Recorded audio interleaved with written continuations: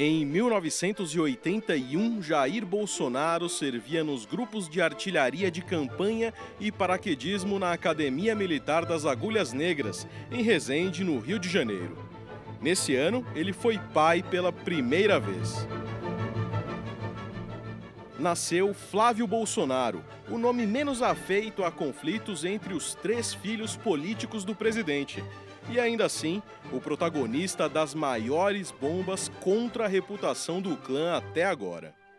Nos últimos episódios, você conheceu a história do 03 e do 02. Ouça agora a trajetória de Flávio Bolsonaro, senador pelo Rio de Janeiro, também conhecido como 01. Este é o Funcionário da Semana, o podcast no qual você conhece quem trabalha para você. Não se trata de direita ou esquerda. Haverá um sacrifício indiscutível. A se libertar do socialismo. Tenha misericórdia dessa nação. Nós vamos É muito acelerar. complicado o que está acontecendo no Brasil. Funcionário da Semana, um podcast de Veja. Flávio Nantes Bolsonaro, primeiro filho de Jair com Regina Nantes Nunes Braga, é pai de 2 meninas, fruto de seu casamento com a dentista Fernanda Antunes. Menino do Rio, calor que provoca arrepio, dragão tatuado no braço. A rotina do senador inclui treinos funcionais na Praia da Barra, no Rio de Janeiro, onde mora, churrascos na varanda do AP e, vez ou outra, ele se aventura na cozinha para preparar panelas de brigadeiro para as crianças. Muito ligado ao pai, acompanhava Jair e os irmãos Carlos e Eduardo em longas pescarias quando era criança. Hábito que se perdeu quando a política passou a fazer parte do dia a dia dos 4 Bolsonaros. O que não se perdeu foi a proximidade com o pai. Agora no Senado, depois de 4 mandatos como deputado federal pelo Rio de Janeiro, Flávio é visto como um canal direto da casa com o Palácio do Planalto. O senador Major Olímpio, também do PSL, diz que Flávio é uma espécie de líder informal do governo. Ele é um sujeito muito pacato, um grande amigo, tenta ajudar todo mundo, está sempre disponível para todos. E todo mundo sabe que, logicamente, até pelo laço familiar, ele tem um acesso diferenciado ao presidente, a toda a estrutura do executivo. E ele tem se portado como um grande amigo, independente de ser um excepcional parlamentar, muito ativo nos seus projetos, nas comissões. Essa característica dele, essa amabilidade com todo mundo, realmente é um traço marcante dele.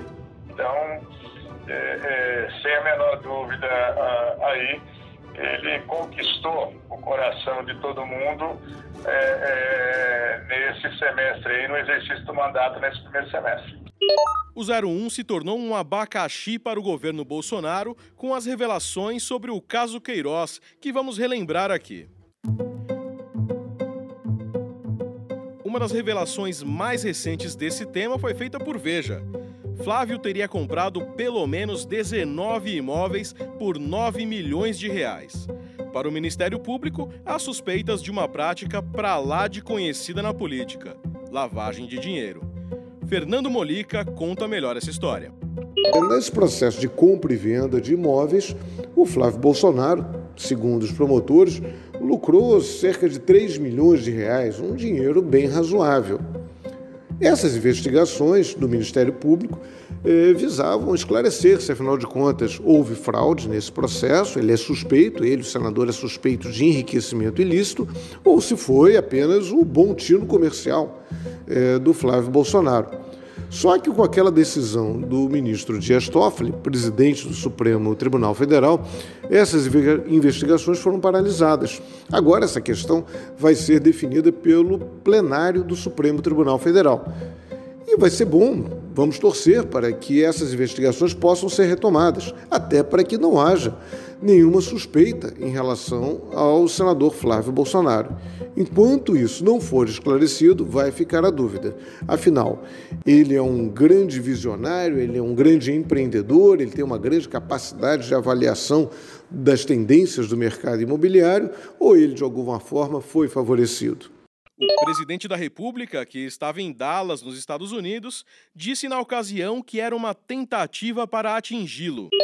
Tem a jogadinha, quebraram o sigilo bancário dele desde o ano passado e agora, para dar um verniz de legalidade, quebraram oficialmente o sigilo dele. Mais, se não me engano, 93 pessoas. Nossa Senhora, hein? Uma lava-jato aí. Vai fundo. Porque o objetivo querem me atingir? Quebrou o sigilo bancário desde o ano passado. Tá? Isso aí é legalidade. O que diz a jurisprudência? Eu não sou advogado. Nulidade de processo. Fizeram aquilo para quê? Para me prejudicar. Façam justiça. Querem me atingir? Venha para cima de mim. Eu não pode vir para cima de mim. Querem quebrar meu sigilo? Eu sei que tem que ter um fato, mas eu abro meu sigilo. Não vão me pegar.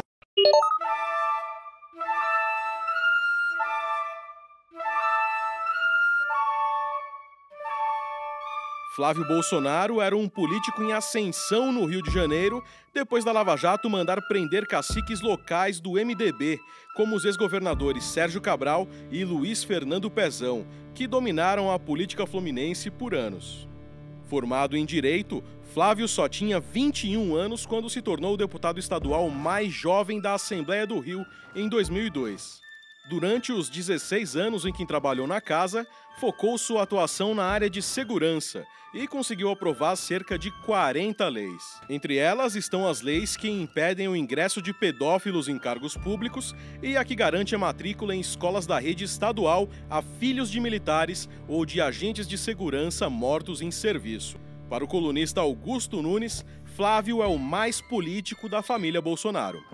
Por ser jeitoso, bom de conversa, capaz de conviver amistosamente com adversários, Flávio Bolsonaro foi o único dos três irmãos que sempre se pareceu com um político brasileiro convencional, típico. Ele ficou mais parecido ainda quando se soube que adotava práticas inseparáveis da velha política. Por exemplo, superpovoar o gabinete de deputado estadual com parentes, amigos, agregados, funcionários fantasmas e um vigarista de estimação.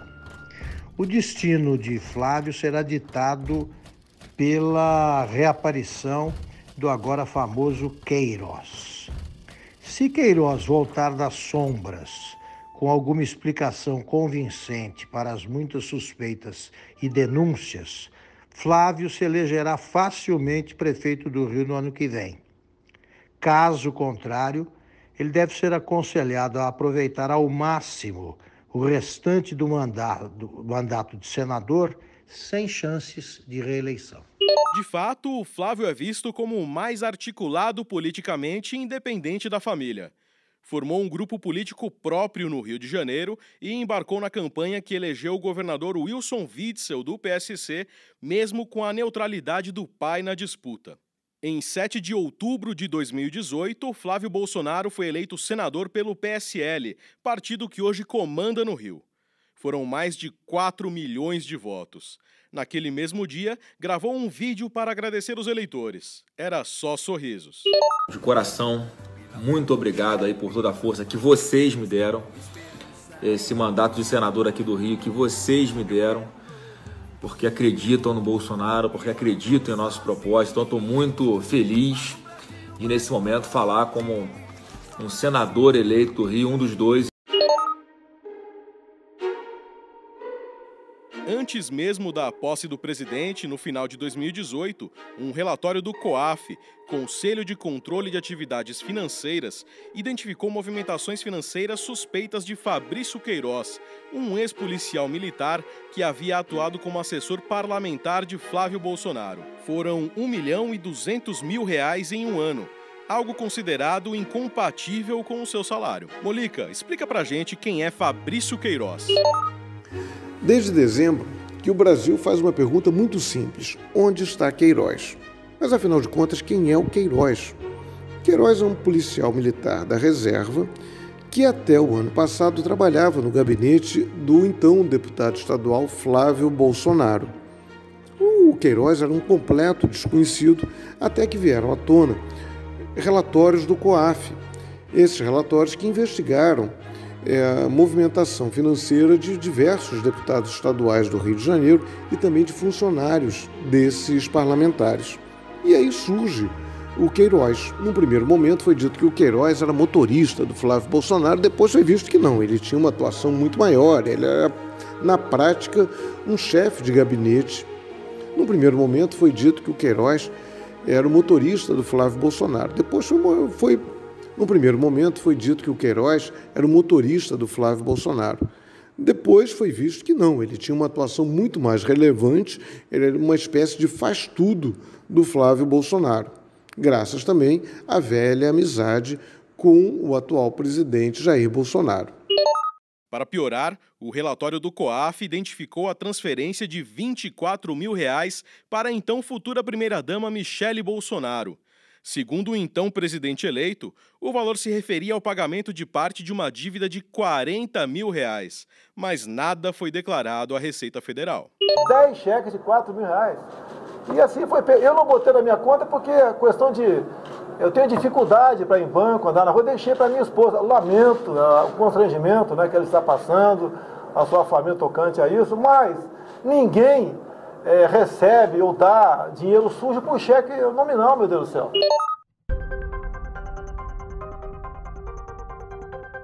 A cada dia que se passava, novos detalhes sobre as movimentações financeiras de Queiroz apareciam.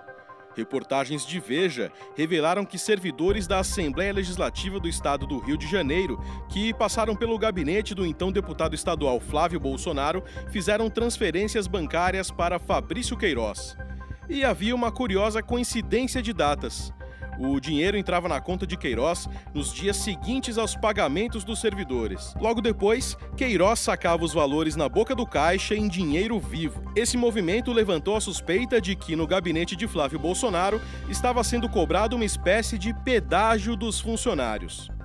A tal da rachadinha é uma prática conhecida da chamada velha política, que Flávio tanto combateu durante as eleições.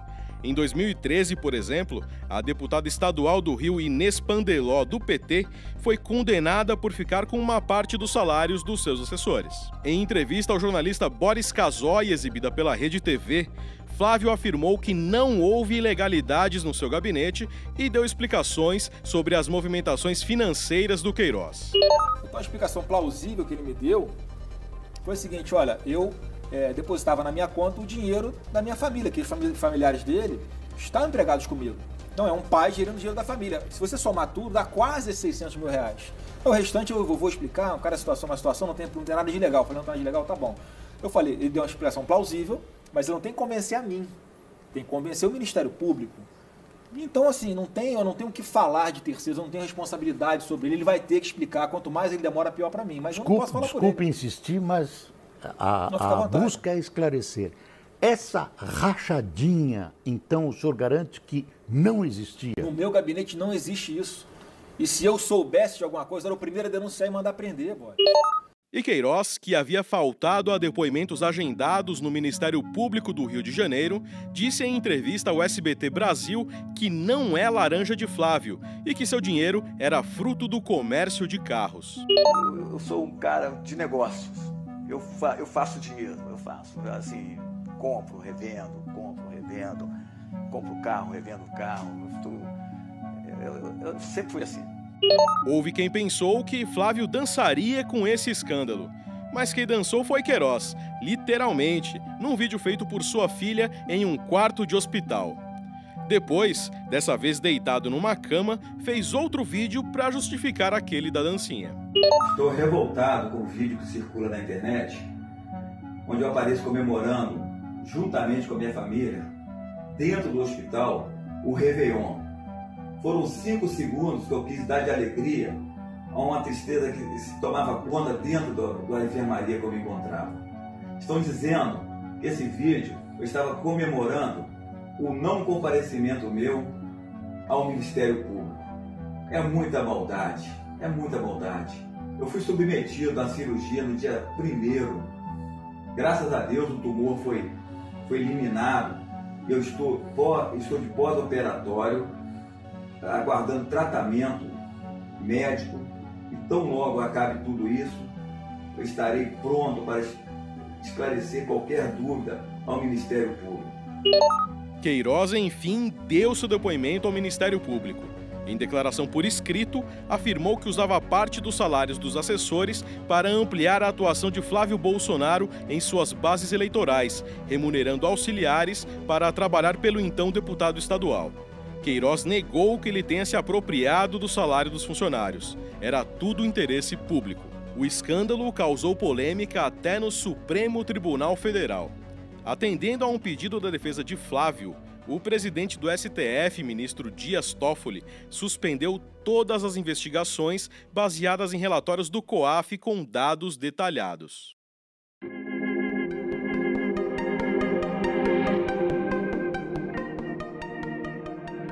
Diante de tanto assunto indigesto, Flávio fechou a boca nas redes sociais, enquanto o irmão Carlos seguiu fazendo o papel de pitbull.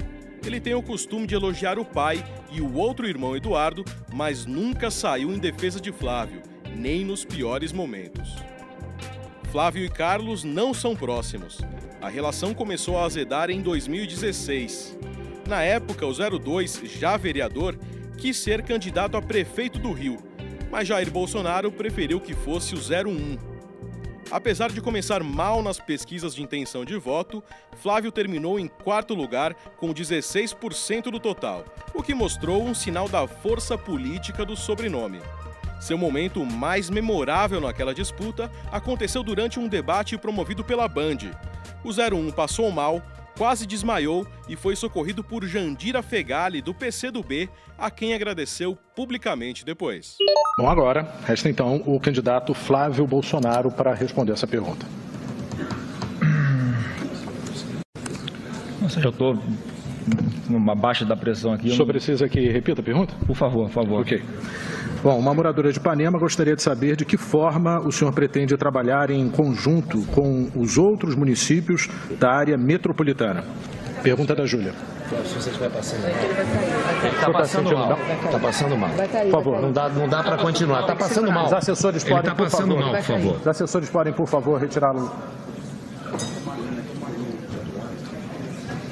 Vamos então para um breve intervalo. Voltamos a seguir. No organograma da família, enquanto Carlos cuida das redes sociais e Eduardo trabalha como um ministro das Relações Exteriores informal, Flávio, o mais moderado e articulado dos irmãos, capaz de conversar até com a oposição, como provou no caso do quase desmaio, deveria ajudar na articulação política entre o Planalto e o Congresso. Mas, envolvido em escândalos, Flávio Bolsonaro perdeu protagonismo no governo e ficou sem função. Sobrou o papel de legislar. Até o fim de junho, apresentou 18 projetos de lei voltados para a sua base. As propostas buscam reduzir a maioridade penal, flexibilizar a instalação de fábricas de armas e munições, entre outros. Apesar de não ser tão estridente nas redes sociais como os irmãos, Flávio também apronta algumas no Twitter. Em abril, ele foi às redes sociais para rebater uma crítica do grupo palestino Hamas ao pai e escreveu: "Quero que vocês se explodam." Diante da repercussão negativa, tentou apagar o fogo deletando a mensagem.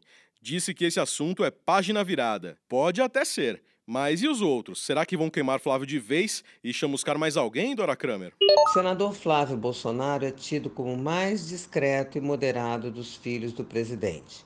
Mesmo assim, ele abre flancos de ataques ao pai por causa das investigações sobre Fabrício Queiroz, aquele ex-funcionário do gabinete de Flávio na Assembleia do Rio, envolvido em transações financeiras mais que suspeitas. Ainda que as investigações tenham sido suspensas por ordem do Supremo Tribunal Federal, do ponto de vista político, essa situação é no mínimo um desconforto. Apesar disso, Flávio é a menor das fontes de problemas numa família que tem Carlos como produtor oficial de atritos, Eduardo e sua questionável indicação para a embaixada em Washington e o próprio Jair Bolsonaro, que, a julgar pela quantidade de brigas que tem arrumado ultimamente, atua na dupla função de presidente e líder da oposição.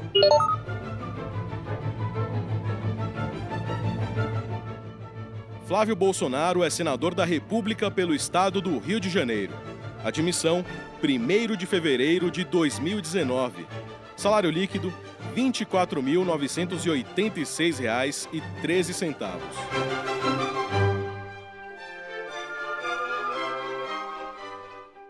Funcionário da Semana, um podcast de Veja. Locução, Tomás Molena. Roteiro, Vanessa Alves Batista, Leandro Nomura e Tomás Molena. Colaboração, André Siqueira. Edição, Edgar Maciel. Direção-geral, Daniel Bergamasco. Realização, Estúdio Abril.